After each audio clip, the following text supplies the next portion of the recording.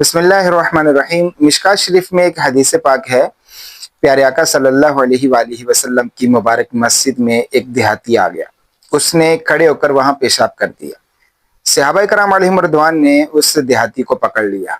करीमा अलैहिस्सलातु वस्सलाम ने फरमाया कि इसको छोड़ दो और इसके पेशाब पर तुम पानी का डोल बहा दो, और फरमाया कि तुम आसानी पैदा करने के लिए भेजे गए हो, ना कि मुश्किल में डालने के लिए भेजे गए हो।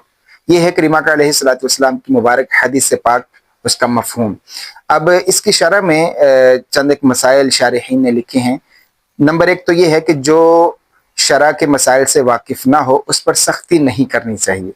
जैसा कि आज हमारे यहाँ होता है कि जो थोड़ा सा उल्टा काम कर दे या फिर मतलब खिलाफ शरह अगर कोई काम करता है, हाँ उसकी गलती है कि उसने सीखा नहीं, लेकिन अगर वो नहीं सीखा हुआ तो उस पर सख्ती नहीं की जाएगी। दूसरी बात कि ज़मीन पर जहाँ पर पेशाब कर दिया गया हो या फिर गंदगी हो, तो अगर वो ज़मीन सूख जाती है तो वो ज़मीन पाक है। अब वहाँ पर नमाज भी पढ़ सकते हैं आप, और उस मट्टी से आप तयम्मुम भी कर सकते हैं, लेकिन उस ज़मीन को धो लेना ये ज़्यादा बेहतर है।